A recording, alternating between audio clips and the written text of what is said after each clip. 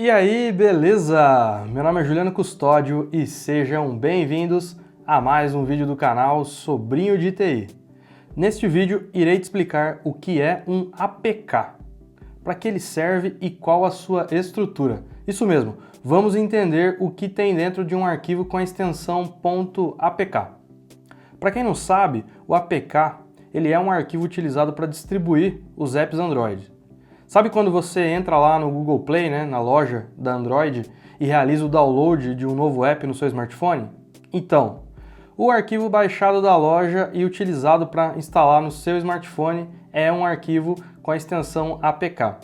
A questão é que quando realizamos esse processo pela loja, isso é feito de forma automática e nós nem chegamos a ver esse arquivo ou saber que ele existe. Basicamente, ele é um arquivo binário. E essas letras APK significa Android Package Kit, ou também Android Application Package, e este é o formato de arquivo que o Android utiliza como padrão para fazer a distribuição e instalação dos apps. Esse arquivo contém todos os elementos que uma aplicação necessita para ser instalada corretamente no seu dispositivo. Agora que você já sabe o que é um arquivo APK e para que ele serve, vamos ver então o que tem dentro dele? Ficou interessado? Então, bora pro vídeo!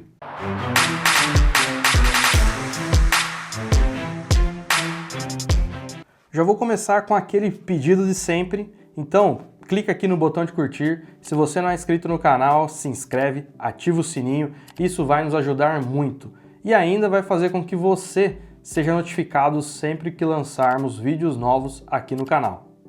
Vamos começar entendendo um pouco mais o arquivo .apk. Como eu disse anteriormente, ele contém todos os elementos que um app necessita para ser instalado corretamente no seu dispositivo. E que elementos são esses? Bom, basicamente são pastas, arquivos e etc. Já irei entrar em mais detalhes de cada um deles, mas antes fica aqui uma curiosidade. Esses arquivos, eles vêm com a extensão .apk, mas no final das contas, eles são como se fossem aqueles arquivos .zip que nós já estamos acostumados a utilizar. Vamos fazer um teste então? Eu irei pegar um arquivo APK e irei trocar a extensão dele para zip e irei descompactá-lo para vocês verem. Bom, já peguei meu computador e agora nós iremos dar uma olhada na minha tela e eu vou mostrar para vocês como que a gente faz para pegar um arquivo APK já existente e mudar a extensão dele para .zip e a gente conseguir acessar todos os arquivos e pastas que tem ali dentro. Então, aqui como eu falei, eu já estou com um arquivo de exemplo. O que nós iremos fazer? Vamos renomear esse arquivo e mudar a extensão dele. Ao invés de .apk, vamos colocar .zip. Ele vai dar uma mensagem, obviamente, se a gente está certo de alterar a extensão do arquivo. A gente coloca que sim, e ele já mudou para zip. Então, se você tiver como descompactar ou acessar um arquivo zip aí na sua máquina, basicamente conseguimos abrir o arquivo e ver todas as pastas e arquivos e subpastas que temos aqui no nosso APK. E agora eu vou explicar para vocês cada uma dessas pastas, cada um desses arquivos. Bom, esse é aquele tipo de teste que eu digo, façam em casa e depois conta pra gente aqui nos comentários se deu certo e se você encontrou tudo certinho. O interessante é que existe um padrão de estrutura desses arquivos. Então, sempre que você fizer essa brincadeira de analisar o conteúdo que tem dentro de um APK, ele sempre vai estar com a mesma estrutura. E agora eu irei explicar para vocês como é esse padrão e o que é cada elemento dessa estrutura. Bom, o primeiro arquivo que iremos analisar é o Android Manifest.xml. Ele é um arquivo indispensável, todo APK precisa ter esse arquivo. Como o nome já sugere, ele é um manifesto que contém as principais informações do app. Irei listar apenas algumas aqui, como por exemplo, package name da aplicação, que é o nome do pacote, informações de compatibilidade, por exemplo, versão mínima do Android e os dispositivos suportados, quais são as premissas necessárias para executar essa aplicação, todos os componentes da aplicação, ou seja, todos os arquivos e pastas que estão ali e são utilizados. Enfim, existem muitas outras informações que estão no manifesto. Se você quiser saber mais, vou deixar um link na descrição desse vídeo com uma documentação do Android explicando tudo sobre o arquivo de manifesto. O segundo ponto a ser analisado não é um arquivo, e sim uma pasta, que é a pasta chamada meta-inf. Ela é uma pasta que contém informações de verificação. Ela e seus arquivos são gerados no momento em que a aplicação é assinada. De uma maneira bem simples, é como se fosse criada uma impressão digital para cada arquivo contido dentro do APK. Bom, isso significa que qualquer modificação em algum arquivo do APK, por mais simples que ele seja, será necessário ter uma informação desse arquivo nessa pasta. Caso contrário, o sistema operacional rejeitará a instalação do APK. Sempre que uma aplicação é assinada, estes arquivos são atualizados. O conteúdo dessa pasta é composto por um arquivo com a extensão .sf.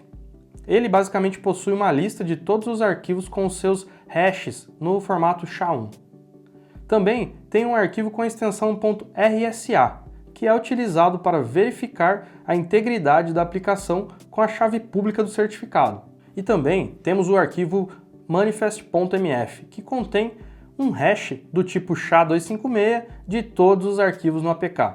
Ele é utilizado para verificar a validade de cada um dos arquivos dentro desse arquivo. Com isso, conseguimos assegurar que se houver alguma alteração deste arquivo ou de qualquer outro arquivo contido no APK, irá cancelar a assinatura e tornará o APK inválido no momento da instalação. É uma maneira de tentar evitar uma alteração do APK depois de ele ter sido gerado. Mas vale ressaltar aqui que não é 100% eficaz. O próximo item é uma pasta chamada Assets, que basicamente contém recursos da aplicação na hierarquia de pastas e é controlado pelo desenvolvedor. Por exemplo, se a sua aplicação exibir um vídeo ou fotos, estes arquivos serão armazenados na pasta de Assets. Além disso, certas estruturas também utilizam a pasta de Assets para armazenar o código e dados. Vou dar um exemplo aqui. As aplicações Cordova ou React Native irão armazenar o seu código JavaScript na pasta de Assets. Já as aplicações construídas com Xamarin irão armazenar arquivos de DLL na pasta Assembles, que funciona da mesma forma que a pasta de Assets. Temos também o arquivo chamado classes.dex. Ele é um formato proprietário do Google para sua versão do Java Virtual Machine. E ele contém todo o código Java ou Kotlin compilado para o seu bytecode específico chamado de Dalvik. Os arquivos APK podem conter mais do que um arquivo class.dex. Devido a limitações do formato .dex, caso seja necessário ter mais de um, os arquivos adicionais serão sempre numerados. Vou dar um exemplo aqui. class2.dex, class3.dex e assim por diante. A pasta Kotlin é uma pasta que só vai estar presente se as aplicações tiverem sido escritas com Kotlin. Basicamente, ela contém dados específicos de Kotlin lá dentro. E temos a pasta lib, que é uma pasta que contém bibliotecas nativas, código de máquina. Uma vez que o Android é multiplataforma, ela contém uma subpasta para cada processador suportado. Eu deixarei um exemplo aqui na tela com cada uma das possibilidades de processador suportado. Ainda sobre a pasta lib, vale ressaltar que a presença ou falta de uma subpasta é que vai indicar se possui suporte ou não para uma determinada plataforma. Por exemplo, se houver uma subpasta x86-64, isso significa que a aplicação será compatível com o emulador Android, por exemplo. A pasta RES, R-E-S, é uma pasta que contém recursos, como assets, mas com uma hierarquia de pastas pré-definida que o programador não pode alterar. Esses arquivos são utilizados para fornecer alternativas para diferentes orientações de ecrã, versões de sistemas operacionais e suporte multilingüe. O arquivo resources.arsc é um arquivo que contém informações que liga o código, as classes .dex, aos recursos, pasta res. Por exemplo, o código pode fazer referência ao texto de um dialog. Enquanto os recursos contêm esse texto em todas as linguagens, o sistema operacional então irá escolher a língua correta de acordo com a configuração feita pelo usuário do dispositivo. E aí, você imaginava que um APK pudesse conter todas essas informações? Conta pra gente aqui nos comentários. Te vejo no próximo vídeo e tchau!